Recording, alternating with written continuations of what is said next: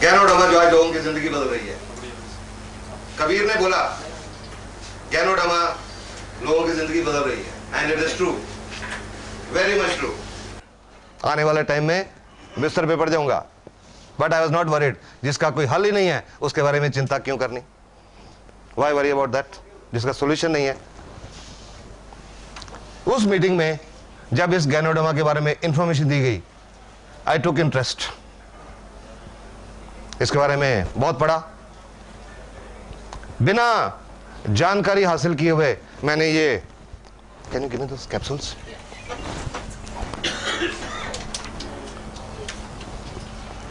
जब उस मीटिंग में बताया गया कि एक औरत को 5 साल से गठिया था, उन्होंने ये RGGL के कैप्सूल खाए और कुछ महीनों में चलने लगी, बहुत हैरान हुआ। ये सुन के बहुत हैरान हुआ। But I think I did a wise thing that day, कि इस बात को रिजेक्ट नहीं किया। नॉर्मली क्या देखते हैं एलोपैथिक लोग, कुछ आज इतना एक्सपीरियंस हो गया उसके बावजूद एलोपैथिक डॉक्टर्स हर्बल में विश्वास नहीं करते। बट मैंने शायद यही एक वाइज डिसीजन लिया कि मैंने उस इंफॉर्मेशन को रिजेक्ट नहीं किया। ये नहीं कि ब्लाइंडली एक्सेप्ट कर लिया। वो स्पीकर जो उस मीटिंग में बोल रहे थे, उनको मैंने यही कहा कि मेरे को कुछ पढ़ने के लिए दीजिए, लिटरेचर दीजिए, गिव मी इंफॉर्मेशन। उन्होंने बहुत इंफॉर्मेशन दी, कुछ दिन पढ़ता रहा, वेबसाइट, बुक्स, लिटरेचर्स, और 6-7 दिन 8 दिन सब स्टडी करने के बाद मेरे को यह नहीं समझ आई कि इससे गठिया कैसे ठीक होगा। यह नहीं समझ आया। लेकिन एक बात समझ आ गई, पूरी तसल्ली कर ली एक बात पे, कि अगर मैं ये RGGL के कैप्सूल खाना शुरू करूं, ये मेरे को कोई नुकसान नहीं करेंगे। बस सिर्फ ये चीज समझ आई कि इसका कोई साइड इफेक्ट नहीं होगा। Will talk the question later on. सिर्फ ये बात पे तसल्ली की कि इससे कोई साइड इफेक्ट नहीं होगा, कोई नुकसान नहीं होगा। ये सोच के 14 जनवरी 2002 जो DXN का सिस्टम है, कंपनी के साथ रजिस्ट्रेशन होती है, फॉर्म भरना पड़ता है, मैंने भी अपना फॉर्म भरा और ये कैप्सूल RGGL खाने शुरू किए। भगवान का नाम लिया सबसे पहले और इस पे विश्वास किया। फेथ कहते हैं, विश्वास बहुत जरूरी होता है। बहुत लोग कहते हैं फलां डॉक्टर, उस डॉक्टर पे हमको इतना विश्वास है वो मिट्टी की पुड़ी भी देगा तो ठीक हो जाएंगे। विश्वास, इस पे विश्वास किया। और तीसरा, I gave a message to my mind कि मुझे अपाहिज नहीं होना, मुझे ठीक होना है।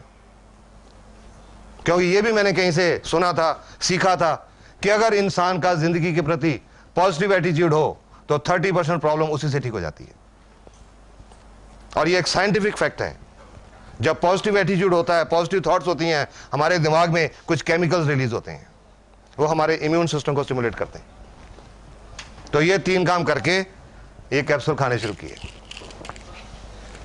एंड आई वॉज सरप्राइज्ड कि जब कुछ हफ्तों में, जस्ट ए फ्यू वीक्स, ये मेरे जॉइंट्स काम करने लगे, नॉर्मल चलने लगा। फिर मुझे लगा कि वाकई ये लोगों की जिंदगी बदलती है। उसके बाद इसके बारे में लोगों से बात करनी शुरू की, क्योंकि लगा इसमें बहुत सारे लोगों की प्रॉब्लम का हल हो सकते हैं। क्योंकि 30 साल की एलोपैथिक प्रैक्टिस में तो यही लगा था कि अगर डायबिटीज है तो सारी उम्र टीके लगते रहेंगे या गोलियां खाते रहेंगे, उससे शुगर का लेवल तो ठीक रहेगा, पर आने वाले टाइम में गुर्दे फेल हो जाएंगे, आने वाले टाइम में आंखें खराब हो जाएंगी, आने वाले टाइम में पैर में नाड़ियों में कोई प्रॉब्लम होगी, किसी के पैर कट भी जाएंगे। किसी को अस्थमा की प्रॉब्लम है तो चाहे वो अस्थमा का अटैक हो, टीका लग के ठीक हो जाएगा, लेकिन आने से रुकेगा नहीं। इसमें, इस प्रोडक्ट में ये नजर आया कि शायद प्रॉब्लम जड़ से ठीक हो सकती है। उस समय तो ये था शायद, क्योंकि उस समय मेरे सामने मेरा अपना ही रिजल्ट था और कोई रिजल्ट नहीं था। तो लोगों से मैंने बोलना शुरू किया। पेशेंट तो मेरे पास आते ही थे, क्रॉनिक पेशेंट्स। उनको बोलना शुरू किया कि आपको शुगर है, डायबिटीज है, ये RGGL खाओ। आपको हार्ट की प्रॉब्लम है, RGGL खाओ। गुर्दे की प्रॉब्लम है, RGGL खाओ। चमड़ी की प्रॉब्लम है, RGGL खाओ। गठिया है, RGGL खाओ। कैंसर है, RGGL खाओ। हाई ब्लड प्रेशर है, RGGL खाओ। लो ब्लड प्रेशर है, RGGL खाओ। तो आप समझ सकते हैं कि मेरा बहुत मजाक उड़ाया जाता था, बहुत मजाक उड़ाया जाता था मेरा। बहुत लोग ताने देते थे मेरे को, और कई तो मेरे दोस्त डॉक्टर्स, उन्होंने तो मेरे को ये भी कह दिया कि यार पुराना हम सुनते हैं आदमी सठिया जाता है, पर अभी तो तुम्हारी वो उम्र हुई नहीं। ये कैसी बहकी बहकी बातें करने लग गए कि एक ही प्रोडक्ट सब कुछ ठीक कर सकती है, एक ही दवाई सब कुछ ठीक कर सकती है। तो मैं उनको यही बात बोलता था कि आपके समझने में यही कमी है कि ये दवाई है, ये दवाई नहीं है।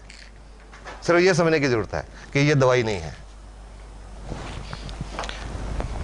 धीरे धीरे लोगों ने विश्वास करना शुरू किया, क्योंकि कॉन्फिडेंस था, कॉन्फिडेंस से बोलता था, because I had understood this product. विश्वास के साथ बोलता था, कॉन्फिडेंस के साथ बोलता था। धीरे धीरे लोगों ने विश्वास करना शुरू किया, इस्तेमाल करना शुरू किया, लोगों की प्रॉब्लम ठीक होने लगी। उन्होंने और आगे लोगों को बोलना शुरू किया, वो ठीक होते गए, और इस तरह करते करते ये लगभग 3.25 का सफल गुजर गया। और इन 3.25 सालों में जो सेटिस्फेक्शन मिली है, प्रोफेशनल सेटिस्फेक्शन, वो पहले 30 साल में नहीं मिली थी। I am saying this with confidence. अभी जस्ट अबाउट 1.5 months बैक, 1.5 महीना पहले,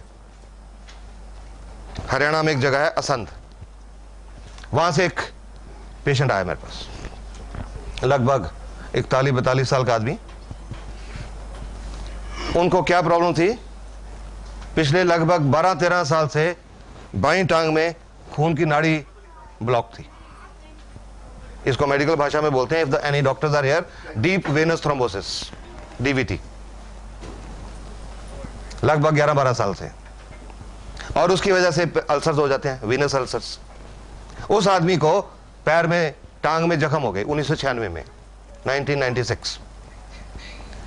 टांग के एक तो लोअर लेग फ्रंट में एक जख्म हुआ, और टखने के अंदर की साइड में, बाहर की साइड पे 3 जख्म हो गए। पहले लोकल उसके आसपास के छोटे मोटे डॉक्टरों की ट्रीटमेंट चलती रही, फिर डिस्ट्रिक्ट हॉस्पिटल में गए, रोहतक मेडिकल कॉलेज में गए, ऑल इंडिया इंस्टीट्यूट दिल्ली में आए, PGI चंडीगढ़ में गए। 9 साल तक उन अल्सर्स का ट्रीटमेंट होता रहा, पर वो अल्सर बढ़ता चला गया। और अभी जनवरी में 2 महीने पहले उनको बोला गया था एम्पुटेशन करनी पड़ेगी, टांग काटनी पड़ेगी, और वो कटवाने को तैयार हो गए कि 9 साल से तो देख रहे हैं कोई हल नहीं हो रहा। एम्पुटेशन के लिए तैयार हो गए। फरवरी में उनकी एम्पुटेशन होनी थी। उनके एक रिश्तेदार हैं, पटियाला में रहते, एक डॉक्टर हैं, वो भी मेडिकल ऑफिसर है पंजाब में, मेरे को जानते हैं, दोस्त हैं। उन्होंने उनको बोला कि टांग कटवाने से पहले एक बार आप पटियाला आ जाओ, जस्ट कम वंस। वो मेरे पास आए 1.5 महीना पहले, और जब उनकी जो पट्टियां बंधी हुई थी, जो पट्टियां खोली, जो टांग के नीचे जख्म था लगभग 3-3.5 इंच का, उसमें हड्डी नजर आ रही थी, कोई टिश्यू नहीं था। Tibia was clearly visible, no tissue, बिल्कुल मांस नहीं था उसमें।